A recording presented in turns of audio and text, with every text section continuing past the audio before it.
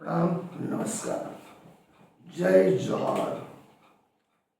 सोचते होंगे आज क्यों होगा। अरे भाई, जो इंसान इस धरती भारत भूमि से जुड़ा हुआ है, कहते हैं समग्र विश्व में ट्राइब है।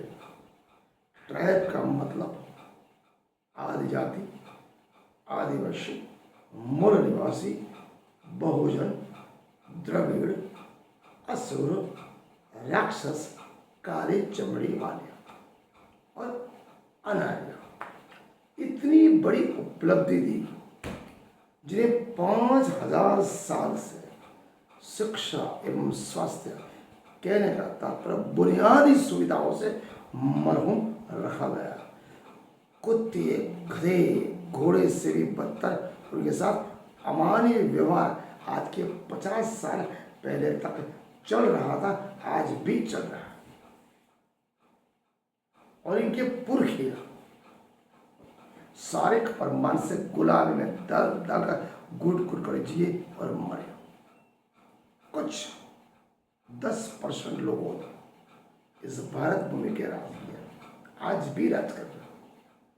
और हमारे कथित SC, ST, OBC और बख्शे इनकी चिकनी चुपड़ी बातों में आ जाता। जैसे कुत्ते को छोटा सा टुकड़ा फेंक दो, अपने दो मिलाएगा, ऐसे ही हमारे नेता, हमारे धारासभ्य, हमारे कथित धर्मगुरु इनके तलवे चाटते हैं। इन्हें राम के नाम पर, कृष्ण के नाम पर, देवी देवता के नाम पर भड़काया जाता है। अगर कावड़ यात्रा में जाएगा, कौन जाएगा? SC, ST, OBC और बख्शे। कभी उच्च वर्ण के लोग, उच्च वर्ण के लड़के कभी कांवड़ यात्रा में गए, वो अपने लोगों को क्या कहेंगे?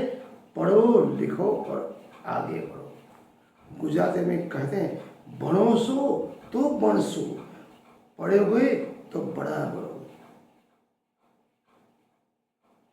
एक अरबी कहावत है, पढ़ोगे लिखोगे तो बनोगे नवाब, वरना बनोगे खराब, वरना बनोगे गुलाम। दिस इज माय सूत्र। देखो, जितने भी आदिवासी, बोलनेवासी, बहुजन, अगर आपको डॉक्टर बाबा साहब आंबेडकर, ज्योतिबा फुले, सावित्रीबाई फुले, संत कबीर, संत सुरदास, संत तिरुवल्लुवर, छत्रपति शिवाजी, महामनीषी प्राणनाथ जी, गुरु गोविंद सिंह जी, गुरु नानक देव जी, बौद्ध महावीर और छत्रसाल जी, जिसे अपने पूर्वजों को पहचाना। जो पूर्वज ही आपके महापुरुष हैं। पूजा का मतलब ये होता है पूर्वजों की जानकारी। हम अपने पूर्वजों को जानते हैं, उन्होंने जो बलिदान दिया यहाँ के ट्राइब, बहुजन, मूल्यवासी, आदिवासी के लिए, हम अपने पूर्वजों को बोलकर जो सवर्ण है, वर्ण है, आर्य है, उनके पूर्वज ब्रह्मा विष्णु को हम पूज रहे हैं, उनके देवी देवता को पूज रहे हैं। उनके नाम पर वो 5000 साल से कर्मकांड, कुरिवाज, अंधश्रद्धा, बाह्य आडंबर, संस्कार, धर्म, परंपरा, सामाजिक समरसता के नाम पर आपको जन्म से के लेकर मृत्यु तक शादी और ब्याह के जितने भी है, मुहूर्त के नाम पर आपको लूट रहे, पैसा अर्जित कर रहे, बिना कुछ समझाए, बिना कुछ काम धंधा किए, केवल दिमाग का खेल वो खेल रहे। कहने का तात्पर्य वो 5000 साल पहले भी आपसे होशियार थे, आज भी होशियार है। उनको पता है यहाँ के जो मूल निवासी, बहुजन, आदिवासी भोले, सादगी में सरल है।